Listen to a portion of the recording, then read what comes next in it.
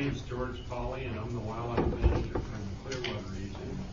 I'm here to present an update on the Lolo zone predation management plan, and in particular some information on elk and wolf management there that I presented to the chairman earlier, and he was interested in me sharing with you. We're short on time, so I'll move right along.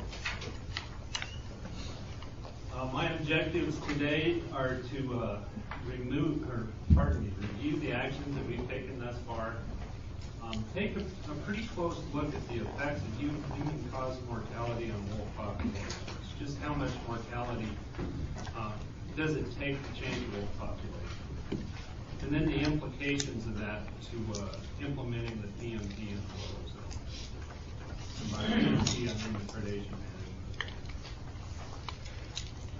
Actions thus far, and this is one slide to summarize about 15 years of management actions to address predation in the zone, and so obviously it's a pretty cursory overview, but we've arrived now at very liberal wolf seasons in the zone, the most liberal frameworks we have for hunting and trapping. The longest frameworks that we have in Idaho for mountain lions we have in the zone, and also have a 2 lion bag limit, and actually started the first 2 mountain lion bag limits occurred in the Lolo zone. Likewise, long black bear seasons, and 2 bear bag limit that likewise we first implemented in the zone. So there's a long history there of managing predation to affect elk. And more recently, and we'll get into this quite a bit later, IDFG wolf control actions over a period of 5 years, and during one of those years, wolves are relisted, so actually we've got 4 years of control actions here. We've removed 48 wolves in the zone, and the numbers have varied quite a bit from year to year. So there has been a lot done there to address predation.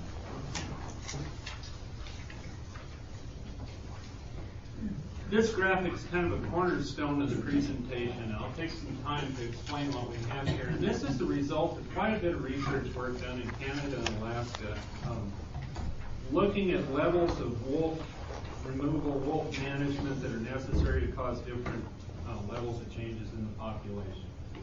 If you look at the axis along the bottom, that is the wolf removal rate. So at 50, what we're saying there is that would be removing half of the wolf population this year. On the y-axis, on the left side there, the percentage of the wolf population present a year later. So if we look at that 50% removal rate, obviously instantaneously we've reduced the wolf population by half. But by a year later, 76% of that population will be present pre-hunt. So 26% of the population grows back. So the take-home, there's a couple of take-home messages from this, and one is that wolves are very resilient to human-caused mortality. They grow back rapidly. The second big take-home message here is removal rates up to about 30% don't really have a long-term impact on the population. If we remove 30 wolves out of a population of 100, we would expect to have 100 wolves there the following year. And this has a lot of implications. How do they do this? And that I could spend an hour on it, probably not explain it very well. First of all, wolf populations have high reproductive rates and naturally high mortality rates. So there's just a tremendous amount of turnover there. And so when we add in mortality, some of that mortality becomes compensatory given that it would have already taken place. But the big issue is the change in dispersal rates. When there's a wolf population at saturation, like we have in the Lolo zone, there are going to be a lot of wolves dispersing out of various packs. When we add in a lot of mortality, it takes away the pressure for wolves to disperse, and they don't leave the pack. And dispersing wolves often leave the area. Dispersing wolves often die, or both. So it's a pretty strong compensatory mechanism, and that's how they absorb that 30% annually without a change in the population. Changing tracks here a little bit. how are Lolo zone elk doing? And we do have the usual management data being collected there, but we've also had a pretty rich history and research. And since 2009, we've had the Lolo zone has hosted one of the study areas for the wolf elk research project. So we have some current information on elk survival. And if we look at cow elk mortality rates over that period of time, cow elk mortalities averaged about 16%, about 0.16. 3/4 of that is wolf caused. And if we look at, well, what does that mean? What rate would we need to have a stable or growing population? We ought to have a cow mortality rate on the order of 8% or less to have a stable or growing population.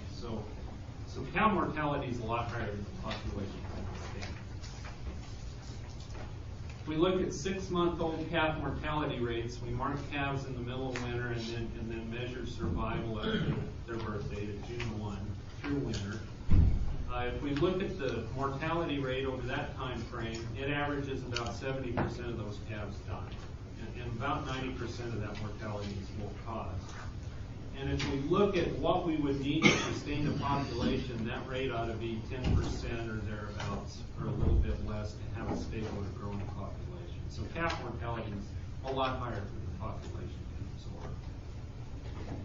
And I need to point out at this point, last year we removed 23 wolves from the Lolo zone in 2014. A lion's share of those came out of the study area packs where the calves were marked. As a consequence, calf mortality that normally only averages as much as 70% was only 12% last year, and there were no wolf-caused mortality. So we've demonstrated that we can affect wolf mortality on that scale at least, and we can make a difference. But that was a fairly substantial removal of wolves on the study area. Well, what does all this mean? We put all this into a hopper, the survival and mortality rates, the recruitment information from surveys, and take 2006 as a starting point and project into the future with a calculator. What's this population going to do? And within that model, I've added in the effects of wolf harvest and removal that we've had thus far, and this is pretty much our best estimate of how the population's performing. And it's declining at 16% per year. So the take-home message here is this is a problem that requires a big solution, not a little solution. Well, what have we tried to accomplish with wolves? If you look at the gray bars, that's hunter and trapper harvest. Of course, we didn't have hunting and trapping season in 2010, 2011 because wolves were relisted. The orangish bars are wolf control actions implemented by the department. So the obvious context to think of this in is, well, how does this relate to the total wolf population? Have we hit that 30% threshold? And if we do an inventory of packs, we don't have an estimate of the actual number of wolves in the zone, but if we do an inventory of packs that we currently have marked, packs that we have had marked that are obviously still apparent but they're not marked today, and add those up, we've got a minimum of 150 wolves in the zone. 30% of that would be 45 wolves. So we've really had trouble despite all those efforts, and some of these have been pretty Herculean efforts. A lot of work and a lot of time spent trying to remove wolves, and we've just bumped up against that 30% line. So fairly discouraging, and despite tremendous amounts of work, we haven't hit the 30% threshold.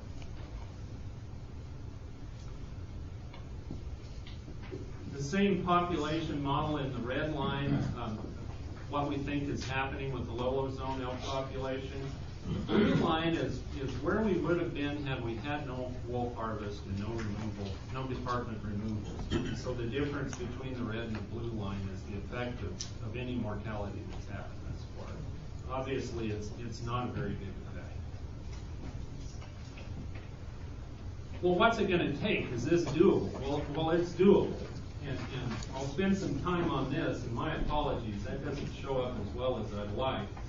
Across the horizontal axis, that is a reduction in wolf numbers. On the left side, we're at a 0% reduction, all the way up to 100% reduction of wolf numbers in the zone. On the vertical axis, left side there, is the growth rate of the population. So at status quo, the elk population is declining at 16% a year. If we could reduce the wolf population in the zone and hold it down at 90% of what it was, reduce it 10%, it would be declining at 12% a year.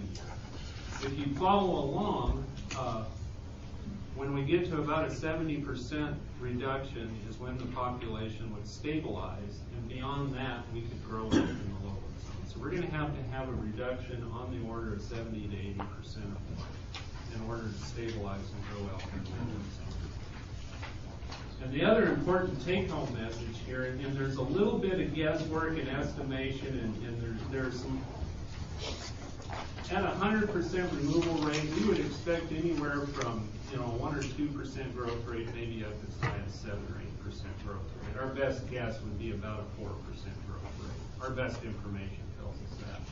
But notice that the population goes up about a fourth as fast as it goes down. So for every year that we leave wolves at a high density or have wolves at a high density, it's going to take on the order of 4 to grow itself back. So that has tremendous implications. So currently the population with our current efforts declining at 16% a year, as I mentioned, kind of worst case with a 90 to 100% reduction in wolf numbers, we could potentially grow out to 3% per year. Better case, 7% per year. Again, for every year that the elk population experiences high mortality, it's going to take 3 to 5 years to grow those elk back. And it's important to point out, this sounds horrible, but at a 7% annual growth rate, it's going to take a lot of years to get back to objectives. And of course, our objectives there are high, and I think that was the Commission's intention to maintain a high objective in the zone. But it's going to take us a while to get there, even under the best conditions. So to summarize, the key points: wolf management requires a long-term commitment. Results from the North Fork study area suggest that we can improve elk calf survival on a small scale. We've done that. To do it on a large scale is going to require a much larger effort and a much larger commitment of resources. And just a reminder, in the elk management plan, our 10-year management direction is to stabilize the population and then begin the long-term process to grow the herd. And I might wrap this up by pointing out, as Jim pointed out, we have front country areas, low wolf densities, high wolf harvest, a lot of wolf control actions. This doesn't apply there at all. Wolves and the effects of wolves on elk populations are pretty minor. This is pretty much relevant to backcountry areas where you have little access, little harvest, and so forth. And that's all I have. Let's get to the questions. Well, when George presented this to me a while back, it took me about 20 minutes to start breathing again. I opened it up to questions. Will? I'd like to applaud the work you've done in the Lolo. That's great. I wish the Middle Fork had that same kind of interest. I guess my question would be, and you brought it up right there at the end, of the Front Range high turnover areas for wolves, where hunters are having some harvest and some less traffic. And I already talked to Jim about this, but we've had some issues. That seems to be where the monitoring, at least in my region, is going on. With the expectation that you're going to have this, and yet we have these areas in blue that seem to be. I mean, why are we not doing some monitoring back there rather than on these front ranges in the high conflict areas? Just out of simplicity to get to, or there's a difference between monitoring and the management side of things. But the monitoring side is that we can't get into a lot of these areas. We can't go in and do what we did this week, go and dart wolves in the wilderness. Right. From the standpoint of maintaining, enough information to help keep us out of the hot water with delisting. From the management standpoint, it's just a lot more difficult to work in these areas. And I think that's one of the things we're looking at, is that you do have to make a big change, and our expectations have to be that we're going to see gradual improvements over a long period of time. One of the places that's different on that front range stuff, not the easy stuff in between that border stuff, is we've got areas that could go either way. And that's an area that I'm particularly interested in management, intensifying management to keep things. We've got lots of elk, or good numbers of elk in a lot of these areas. Got a lot of hunters that are there right now that haven't already bailed, like they haven't seen the dark areas. And so I don't want to let those slide off the table. And that's part of the reason that we're looking so carefully at those areas, is that this is an area where we can see some shorter term benefits from the same amount of dollars spent, for example. And so we have to do both. We have to have this long-term backcountry program, recognizing that, okay, it's a lot of effort, and it might be decades before we see big change, a substantial change. But we don't want to let the other one slide off the table too, that are right next door, that, hey, we've got an elk herd, people are using it, and if we don't do something, maybe it'll tip over. We've got some areas where we've got good numbers of elk, but we're starting to see signs of low calf ratios, for example. I don't know if that answers your question. I danced around it. No. That's actually pretty good. I guess the tragedy, and probably the reason Fred couldn't breathe, is because this blue area is historically our elk habitat for the state of Idaho, and that's what people see, and they're taken aback by it. They take 20 minutes to be able to breathe again, and I guess where you're, if you have to put your focus in other areas, I guess there's just some frustration there. I know you really can. So.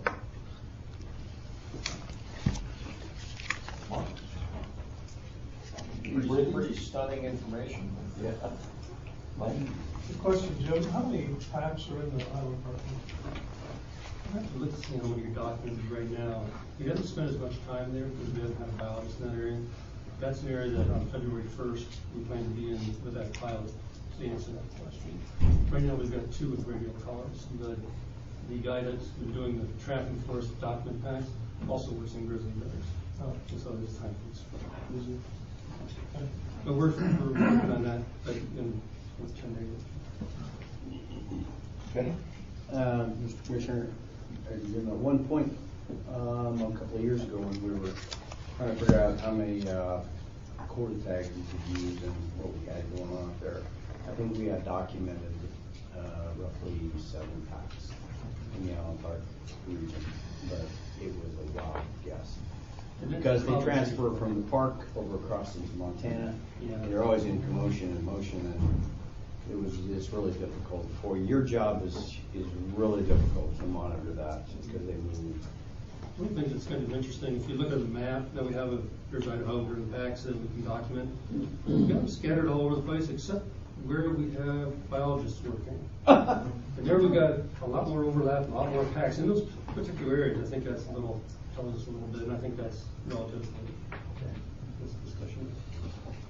I thought you meant they were dodging your biology.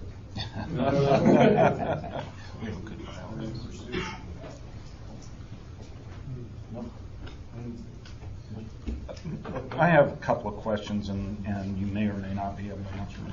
Often we talk about the base productivity of some of these herds, and that some of these backcountry herds have habitat limitations.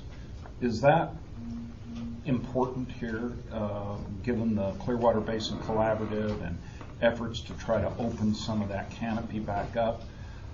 What productivity change, if any, would you expect from that, and how does that affect your modeling here? Mr. Chairman, Director Moore, that's a good question. One of the issues there, of course, is the zone used to contain 16,000 elk, and at present we probably got around 1,000. So certainly any density-dependent habitat limitations are far behind us. Certainly you have to wonder if there are any quality issues out there, though that are independent of density that can still be operated in the population. We do see some of our highest body fat composition levels coming out of elk and captured as part of that research effort, and long hind foot lengths, which is an indication of big calves. But certainly there's still probably a role there for habitat and the effects of habitat. And And there's a lot of that country that used to turn over more with fire and timber harvest, and that hasn't been happening as much in recent decades. So there's got to be an issue in there. If elk functionally cease to exist over the decay curve you're showing there, will wolf densities remain high? In other words, is there another food source that can support that level of wolf densities in there? Mr. Chairman, Director Moore, this is a place without a lot of deer, and there is a pretty good moose population in parts of the area. No doubt wolves will switch to moose to some extent, but it's not a big resource. So you have to expect, it's physics, that wolf population is going to have to decline there at some point and come to some equilibrium with some elk population out there. Indications so far, we still have most of the wolves present in most of the places that we always have. There may be some indications of a factor being dropped down here and there, so we might see it happening right now. Mr. Chairman, one last question. If we were to expand efforts from the North Fork with the effect that you saw to the entire zone, what resources would you need to accomplish that? Both in terms of personnel, equipment, cost, and just ballpark, 2 times, 4 times. Mr. Chairman, Director Moore, there's 2 approaches to remove wolves, and one of the approaches, as Jim explained earlier, we have there's a cadre of people in Alaska who've made a career out of tracking down and finding wolves out of X-1 aircraft. We've got one of the best down here working for us right now. He is good. He's finding wolves rapidly. So one of the probably the primary, most efficient known approach to manage wolves is to get guys like that working on wolves and with a helicopter gun ship to find under packs. The issue up there is weather, and we only have so many pliable days every winter. A lot of fog and rain and snow and so forth. And those guys are in Alaska, so there's a lot of logistical problems. That approach would require the financial resources to finance that operation every year. Pull it up. Probably as a backup for those years when we couldn't necessarily pull that off, we probably want to mark a lot of wolves in the zone. So that would be potentially a full-time person and some temporary personnel out there working all season long. And we've, in the region, put a lot of efforts into that already. And we do have marked packs out there, but it would take a whole lot more effort in that respect. Thank you. Lane? Mr. Chairman, the question you were talking about where the decline in elk gets down to very limited, you say you lost the wolf population, they don't die from not needing to feed, they dispense, right? They go someplace else. Mr. Chairman, Commissioner Cleasy, the likely scenario is that survival rates would drop off in packs. And there would probably be some dispersal, and wolf numbers would eventually come down and reach some equilibrium with the elk that are out. And there's going to be some deaths, some dispersal, probably some loss of productivity.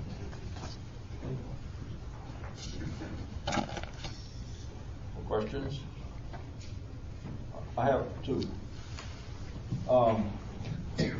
Follow up on Director Moore's questions. Have we considered benchmarking that whatever effort it would take in these blue areas in order to solve the problem? I don't think we have.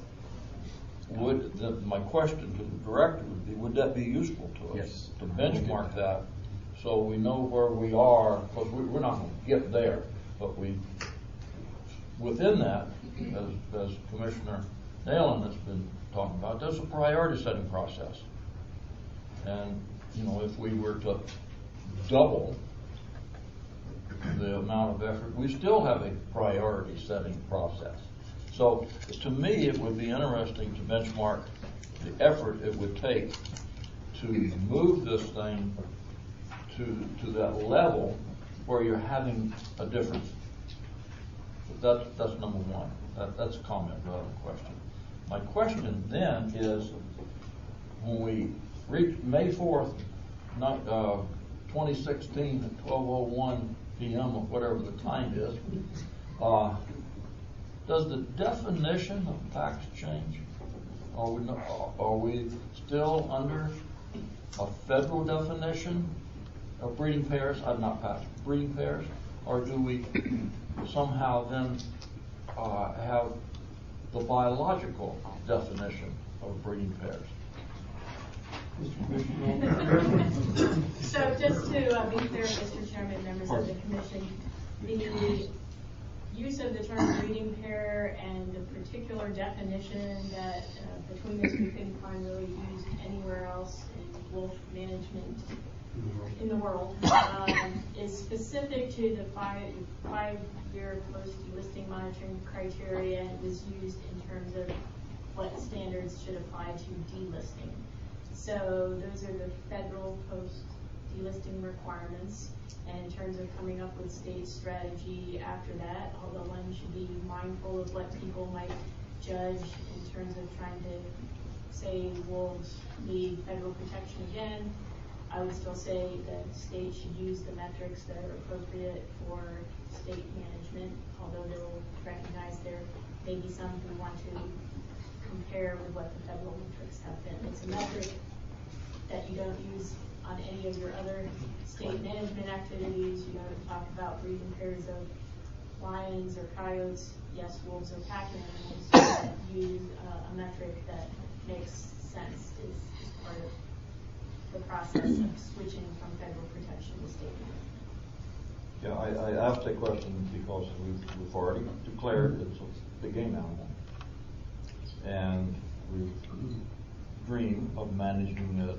as we do other large carnivores. So therefore, that's why I asked that question. Thank you. Yep. Mr. Commissioner, I'd like to touch base on your earlier comment. You were talking a little bit about the scale of action necessary to get us where we want to be. And one of the 2 points. One is that when we look at the study area where we did some good work last year, that's about, I think you said about 30% of the Lolo zone. The Lolo zone is about 30% of that larger blue area that we were talking about. So all of a sudden we've got a big multiplier. The larger area includes the Soleil and the Trenchurch Wilderness, which obviously is a consideration as well. And so it is a complex situation. Simply multiplying it out may not get us to. Well, I suggesting benchmarking it because until we know the scope or scale, you're lacking a piece of information to know what it is that you got to do to get there. So that's why I brought that up. Well, any more questions for these guys? Gentlemen, I really appreciate that. I am breathing again, but I'm not resting easy because the magnitude of this thing is it's sort of like looking at the stars. It's a little bit overwhelming. And perhaps one more question. In the areas south of Lolo, do we have, are the same issues at play, or is habitat different enough that the populations are slightly higher, they're going to stabilize at a higher level, or throughout that whole region are we going to have to pursue a 90% reduction annually? Mr. Chairman, Commissioner Dorr, first realize that we have a lot of research information from Lolo. We've had radio color for decades. In fact, the assistant director started his research career working with Lolos. So we can anticipate that we can transfer some of that same information a ways south. There's certainly some different habitat issues. For example, the Selway zone, the winter range is a good share of the winter range is a monoculture net, so that's got to have a huge impact. We could make some assumptions, but a lot of it's going to be guesswork. But if you look across other work on other ungulates and wolves in Canada and Alaska, this finding that we need to remove 70 to 90% is a pretty common finding across all of that research work. Well, what we found here in Mirror is what the coast of Idaho So I guess we need to bridge that gap with the Forest Service, get in there, start calling and start collecting data and making change. That's part of the benchmarking, what we need to do. Gentlemen, thank you so much. I do appreciate it.